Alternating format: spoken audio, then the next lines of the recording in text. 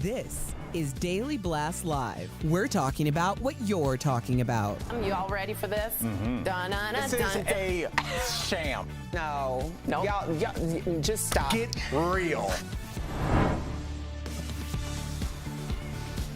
Welcome to DBL. I'm Erica, in for Tori, operating on 1.5 hours of sleep. What? Really? I called my buddy Al yesterday. Yes. Yeah, there was our fur baby has been a little sick. Yes. And I got sick, and we were all sick, but we're here now. So. We're here now. Yes. Thanks for being here. It wasn't contagious sick. Yes, it was just some unfortunate incidents It was that just happened. the funniest phone call I've gotten in 2023 sick. That kind of sick. Well, good thing we got a doctor in the house. That's right. I called Al because I'm like, please make this funny. Because I was about to cry. I was going to cry. All I'm right, gonna use that. Let's get to it. 53 Americans are dealing with extreme and dangerous heat today. In Phoenix, they're looking at highs above 110 degrees for more than 18 days. So believe it or not, extreme heat kills more people in the U.S. than any other weather. To help us understand the dangers, we have our lovely Dr. Pyle Coley with us now. Hey, Dr. Coley. Hey, guys. Thanks for being here, Doc. My And look at pleasure. you guys collaborated without even knowing Yeah. it in some sense. Yeah. So, Doc, this seems like a silly question, but why is heat so dangerous? And is it more dangerous given the humidity from your particular area where you're from? You know, the temperature has been crazy across the country lately, and our body is like a very fragile machine. It operates within a very tight window of temperature, so 98.6 plus or minus 1 or 2 degrees. And we really have to regulate our temperature within that for our organs to work. So if you think about how we regulate our temperature in our house, what do we use? Air conditioner. The thermostat. Our body has a thermostat in our head that's called the hypothalamus. We go. It's a little gland that basically opens up the AC vents or the heat vents, and the AC and heat vents are our blood vessels and our skin.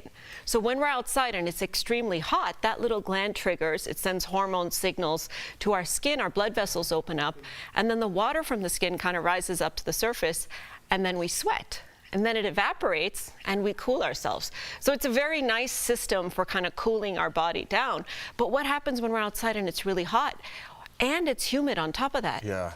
You really sweat, right? And the sweat like in the doesn't South, work particular. because it doesn't evaporate in the same way. Right. So basically you oversaturated that sort of cooling mechanism. You've run out of water because all the skin is mobilizing, you're sweating a lot, and then it doesn't evaporate to cool you in the same way. So I have to ask, what do people do to stay safe in extreme heat? Because I'll be completely honest, I didn't know how dangerous heat was. You Yeah. know, it's almost like I remember we were talking a couple years ago about how many Americans die of heart disease. You hear about, cancer and people dying at car accidents. You don't realize like heart disease is number 6. I didn't realize. Number 1. Number 1. Wow. Yes. So I didn't realize how damaging heat can be. So what can people do to stay safe and, quite frankly, take this seriously? You know, all of us have been through this. I mean, the first things that happen when our body is trying to compensate is a stress response. Our heart rate goes up, our breathing goes up, we start to feel maybe headachy, maybe tired, but it can progress quickly to heat stroke, to your point, Al. So one of the most efficient ways to kind of cool our bodies is to open up those AC vents.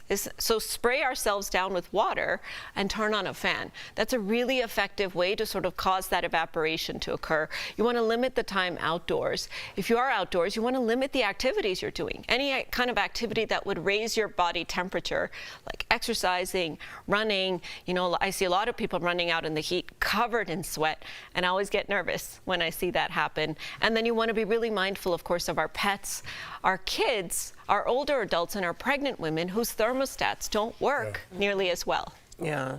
Well, we're going to switch gears for a bit here, but join us on our YouTube conversation on YouTube Live, because I have some more questions about the heat. I just had an IV and it took 10 minutes. It just squirted right into my veins. Yeah, so I have more questions about that. But there are new questions today about the safety of the popular weight loss drug Ozempic. The EU is looking into the risk of suicidal thoughts in patients who take it. So how serious are these risks, Dr. Coley? You know, I was concerned to see this, guys, because because what's happened is with a lot of the weight loss drugs, now different classes, they work with different ways, but the suicidality has come out. Now we don't know if it's an association or a causation. In other words, are people who are more likely to use weight loss drugs predisposed in some other way to have these types of thoughts? But we do know that here in the United States, there's actually a label on Ozempic for physicians to monitor for suicidality or thoughts of self-harm. Now, these 3 cases only were 3 cases in the European Union, and their kind of FDA is deciding whether or not to change their label. But to me, this is really important, because when we start employing something on a population level, we're giving it to hundreds and thousands of people. Even small signals like this can really get amplified. So I'm hoping we continue to collect data on this. So, Doc, you kind of answered the Ozempic question, right? Some concerns that people are having. I want to get to this question because there's a couple other drugs that are coming out on the market as well with Ozempic. Is this going to limit people from eating healthy? Is that the message that we should be pushing first, as opposed to finding a drug to cure everything? 100%. And I am, in a way, really excited about the scientific breakthrough, but in a way, a part of me really feels like I see patients every single day asking me for this drug. And I say, well, what do you do all day? Well, I sit on the couch and I eat potato chips. And that can't be, because the drug by itself is never going to fix your problem. And in fact, we're looking at thyroid cancer as a potential safety signal. We just talked about suicidality. You could actually be creating more harm than good. We also see that, 2 out of 3 people who start Ozempic are not on it a year later. So clearly these people are looking for a quick fix. And if it's not part of a sustainable lifestyle change, you're not changing the programming in your brain as to how you're living your life, you're not going to keep that weight off. And you're going to get even more disappointed. You may end up in a worse place than you started. My wife took it, and I'm not advocating or whatever, but she took it, stopped taking it, and gained her weight back. So that's just her story. Is she back to where she started? Yeah. We'll talk more about it on YouTube Live, because I also have had extreme weight losses and weight gains, so I can understand the psychology behind that. But thank you so much for stopping by, Dr. Coley. And DBL Nation, Dr. Coley has a podcast with a look into the life of a doctor. Check out Heart of Medicine wherever you get your podcasts. Thank you again. Thanks, Doc. Coming up on DBL, what would you be willing to give up in your life to keep your social media? The answers are in a new survey that may surprise you. In our interview with Tiffany Haddish, she's telling us all about season 2 of The After Party. Plus, she gives us the gossip from some real life after parties. DBL, this show is amazing. There's a lot going on down here. I would have been part of the Mile High Club. Yeah. So on point. But I'm gonna have a conversation about what's happening now. So we were talking about all of the risks of this extreme weather, and I went to get an IV on Sunday because I was in the Midwest, where not only was it hot, but it was very humid. And I sucked down that IV in 10 minutes. Generally, it's like 35 minutes or so. Yeah. So, one, can I get another IV this week, or is that too many IVs? And also, should people be getting IVs to get ahead of all of this dehydration? You make a good point, Erica. You live in a dry climate. So if someone like you goes to a humid climate, you can't acclimate quite as well. So you really create a significant deficit. Now, I have mixed feelings about IV infusion therapies. And someone young and healthy like yourself, it's probably low risk to get it, because your kidneys work. They can regulate whatever they need, whatever they don't need out of the IV. The risk is mainly scarring to the vein and infection if you're getting repeated pokes. But for older people or people who may be taking chronic medications, IV therapy can really screw with them. It can cause congestive heart failure, it can cause volume overload, that fluid can go into your lungs. So if you're somebody who has any health problems, talk to your doctor before you start any kind of IV therapy. Okay, and how, for a healthy person, how many times should you be doing this? I would be careful to only get plain normal saline or lactated brain. Sometimes they'll put the NADP and the vitamins. Yeah, I had C.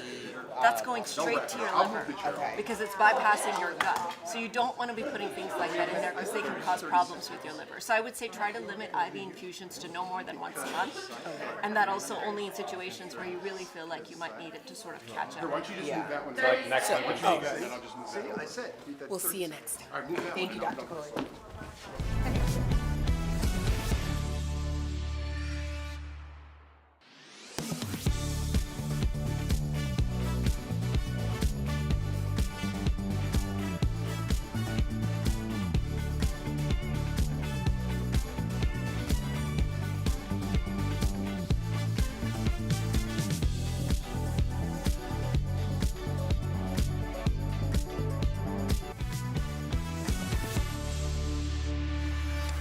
Welcome back to DBL. What would you give up in your life just to stay on social media?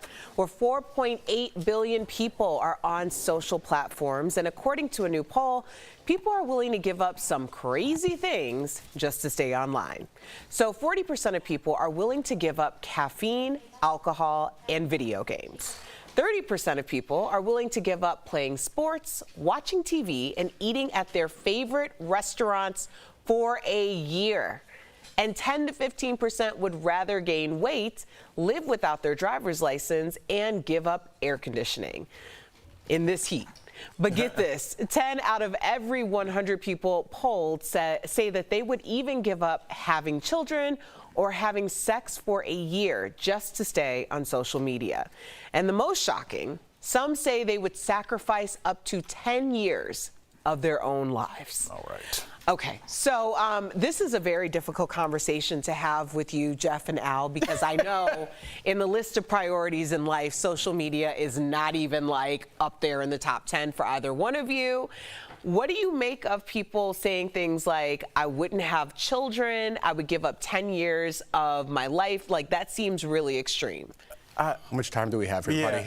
I will say this before we come off condescending, and so I think that when I hear people say that they would do anything basically to stay on social media, it means that they want to stay connected, that they feel a connection. And we take for granted that I can touch you guys.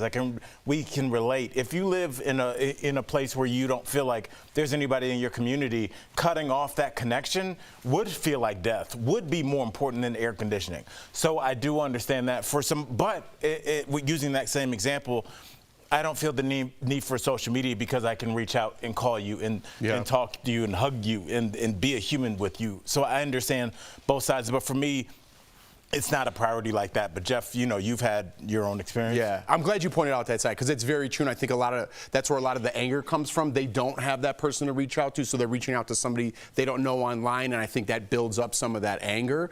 But the one consistency I saw in here from everything that I studied on social media is the 10% number, right? At least 10% in all those categories, and 10% of the people make up 90% of the content on social media. So if you think of those people that give up anything, they'll die for it. They don't care what you say to them or what they say to you. They'll say whatever they need to say just to stay relevant. And that 10% number is the 90% of the vitriol and anger that we see on social media. So that makes sense to me, even though I hate surveys. Yeah. I love that we have this conversation from that side because it's so easy, especially when there's a lot. It's either those 10% can be the most passionate and empathetic people, or they can be the most passionate and gnarly people. Right. You know, there's a lot of passion in that either way. But what we never address is the idea of, if you took that away, it would be cutting off an entire lifeline. And what are our lifelines that we would be willing to give 10 years of our lives up for, or defer having children in order to keep? Yeah. So it's an interesting perspective. But I think that's what we call empathy. And the more you know. We'll be right back.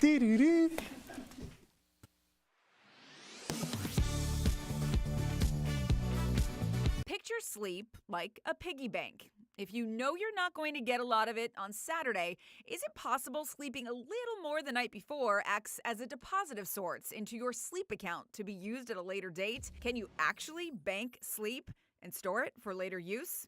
Let's verify. Our sources are family physician Dr. Carla Robinson and sleep specialist Douglas Kirsch. Dr. Kirsch says the concept of sleep banking was originally used by elite athletes and the military. But for typical people, day to day, it's not a great concept, in part because most people probably can't predict very well how much sleep they're going to get at any given time. But Dr. Robinson says if you do plan ahead, sleep banking can be effective.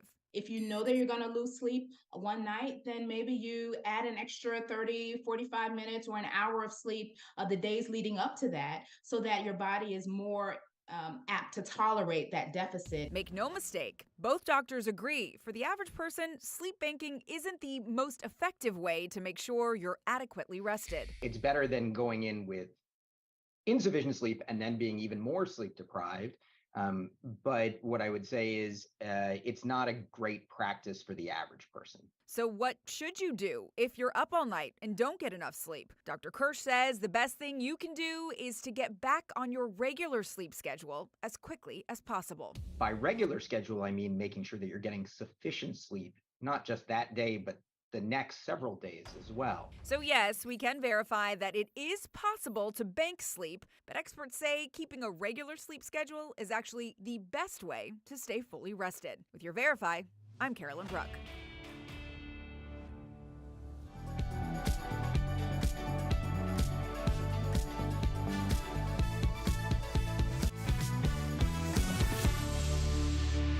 We got a dead body and a whole lot of people to talk to. What's your name? You fine as hell.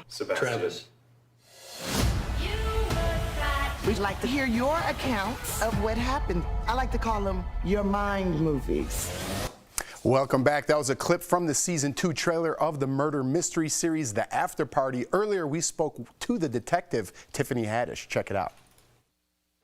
Tiffany Haddish, welcome to DBL. We are all fans of you here. Yes. And the cool thing about season 2 of The After Party is you have some new cast members that have joined, like Ken Jeong, Elizabeth Perkins, Zach Woods, all really funny, talented people. Who made you laugh the most in between those takes? I would say that Paul made me laugh the most. He had me dying. But then, yeah, definitely Paul. But then Jack Whitehall made me laugh a lot too. Elizabeth is actually hilarious. Everybody made me laugh. Now, I'm gonna tell you, Zach didn't make me laugh at all because all the scenes that we did together, he was dead. Got it.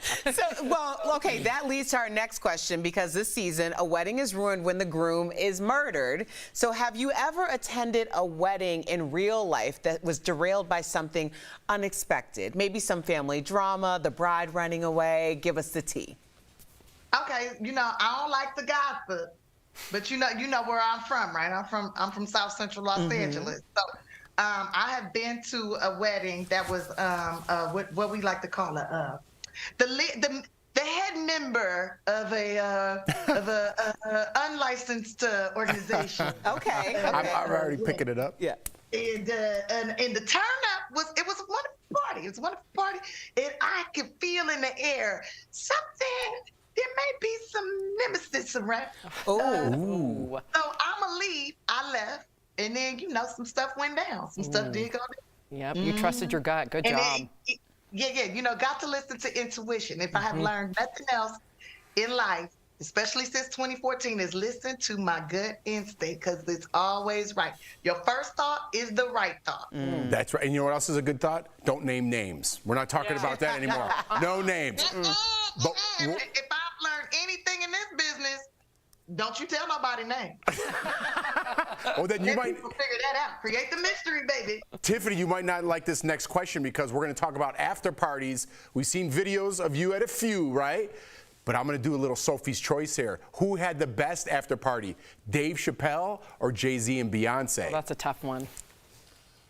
Jay-Z and Beyonce. Oh, all right. Just throw it out there. Pause. Yeah, how come? Definitely Jay-Z and Beyonce. There was way better food. Ooh. So it's all about the food for you, not so much the atmosphere? No, because the music is the same. The music was popping. The dance energy was the same. But the food was way better. And also there was more activities. Yeah, way better. Yeah, Erica's the same way. When Erica hosts parties, our co-host Erica Cobb, same thing. Like so much good food. And then You're welcome anytime. Yeah. Oh, Tiffany, you just got an invite. Hey, send me the invitation, slide it. I will come through, especially if there's some gumbo there. I will be like, There actually we is. can get on the gumbo, because that roux is always going to be the perfect brick red, honey. Yes. Okay. All right, I love this. Okay, so Tiffany, what's the most awkward interaction you have had with a celebrity at an after party? We're still asking you to name names. I won't say with who, but I will say really present for the conversation, because I was tired and I had smelled something and I had accused them of that smell. And I told them they was nasty, and I walked away.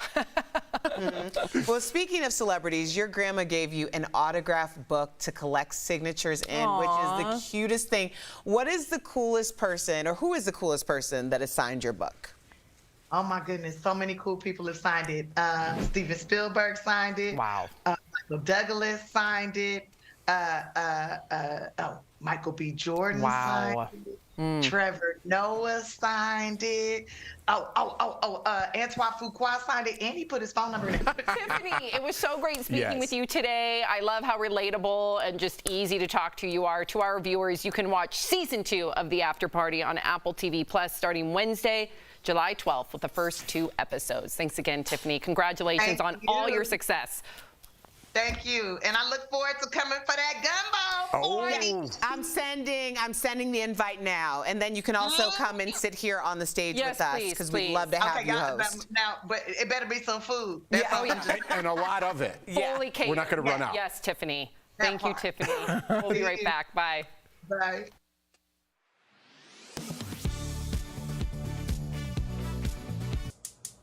One in 3 homes has a natural gas stove in the kitchen.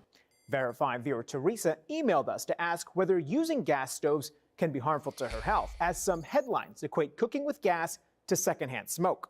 So Teresa, let's verify. Do gas stoves produce hazardous emissions? Our sources are Iowa State University, the American Chemical Society, the Consumer Product Safety Commission, the Environmental Protection Agency, a study by Stanford researchers published in the journal Environmental Science and Technology, and the Lawrence Berkeley National Laboratory. Gas stoves create a flame by burning natural gas. All of our sources say the process emits several dangerous byproducts like carbon monoxide, nitrogen dioxide, and benzene. These can irritate your lungs and potentially lead to asthma or respiratory infections. The CPSC says a healthy person will start to experience symptoms from carbon monoxide from prolonged exposure of 70 parts per million. Research from Iowa State University found some stoves can produce up to 800 parts per million in a home without extra ventilation. A separate study by researchers at Stanford found 1 in 3 gas ranges produced a level of benzene equal to secondhand smoke with just a single burner on high. So, yes, gas stoves do produce hazardous emissions, but it's important to note that having a well-ventilated kitchen can help minimize the effects on your health. One study from the Lawrence Berkeley National Lab that using a range hood that vents outside while cooking can lower emissions in your home by up to 95%. If you don't have a range hood, the California Air Resources Board recommends opening your windows or exterior door to help bring in fresh air. With your Verify, I'm Brandon Lewis. Are you skeptical of headlines and what you see on social media? We are too. The Verify newsletter helps you distinguish between true and false information by answering your questions. It provides fast facts on trending topics, spotlights major stories, and even includes a daily fun fact for all those trivia buffs out there. Get Verify's fast facts delivered every weekday to your email inbox. Go to verifythis.com/email to check it out. We have an emergency. You cannot find or buy Sriracha anymore. Claims that Sriracha hot chili sauce have been discontinued are spreading on social media. But is that true? Let's verify using these sources. Last year, Huy Fong Foods Inc., the company that makes Sriracha, confirmed they temporarily stopped production of the hot sauce because of a shortage of chili peppers. Huy Fong Foods sources its chili peppers from Mexico, where severe drought conditions led to crop failure in many towns. The company recently told Verify that the shortage is still impacting the supply chain.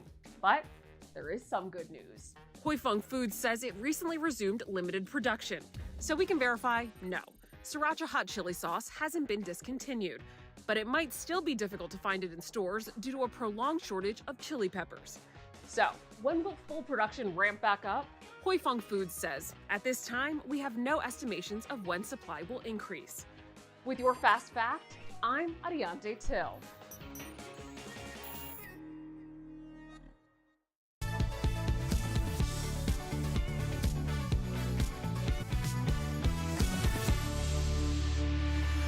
Welcome back. We've got some great products from our friends at Side Deal. Check them out.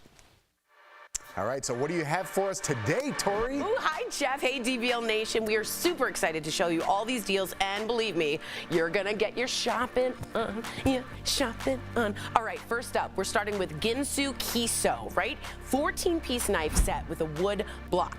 This deal includes an 8-inch chef knife, an 8-inch slicing and carving knife, a 7-inch santoku knife, a 5-inch boning knife, a 4.5-inch utility knife, 6 steak knives, a 3.5-inch paring knife, kitchen shears, and a wood storage block. Now, normally, Jeff, these are going to be $80, but we've got it for $39.99. That's a savings of up to 50%. Next up, this is for the guys out there. We got your back. We have the 24-pack Steve Madden men's flat knit low cut socks. You all need this for summer. So this deal includes 24 pairs of socks. Normally, the 24-pack is $70, but we've got 24-pack for $24. So that's saving you up to 66%. Up next, I can't hear because it's the Calic TWS noise cancellation earbuds with a charging case. So this deal includes 1 pair of earbuds, 1 charging case, and various size ear tips because we all have different ears. Normally, $40. Bad. We've got it for $10. That's a savings of 75%. What? Our last product is so great for the pet parents out there. I know there are a lot of you. It's the 600-pack Ken and Kit pet wipes. This deal includes 6 packs of wipes, so that means that's 600 wipes. So in this deal, you will get 6 packs for the price of 1. Are you ready for this? Normally, all of those packs, $90. We've got it for $14.99, saving you 83%. Head on over to sidedeal.com to snag these amazing deals at the lowest prices possible. You can even visit sidedeal.com on your smartphone. Tori, it's been a pleasure. Always. Thank you so much. All those deals. Now, before we go, we've got one more story for you. Check this out. It's Burger King's new sandwich rolling out in Thailand. Yes, it's a burger with no meat. Instead, it's got 20 slices of American cheese. So what do you think? Would you try it? Listen, I'm a cheese guy. Yeah. That's too much cheese for me. That'll be the end of you. Yeah, it's too much. And plus, I like just little slices. You know what I mean? I don't just bite into a wheel. I'm not an animal. It almost looks like there's a point where it goes from like, oh, that's cheese and that's a lot of cheese, and then that should be eaten only on a YouTube video. Yeah. Like that almost seems like a dare. But I mean, maybe why haven't grilled cheese sandwiches caught on? I think I might get a grilled cheese. That's a little different than like a grilled at a fast food cheese. place. Yeah. Well, some places have it. I could have used that burger yesterday for my dog. Yes. Because you eat that and you're going to be right as rain. Right. All right, DBL is you every day. We'll see you same time, same place. Goodbye.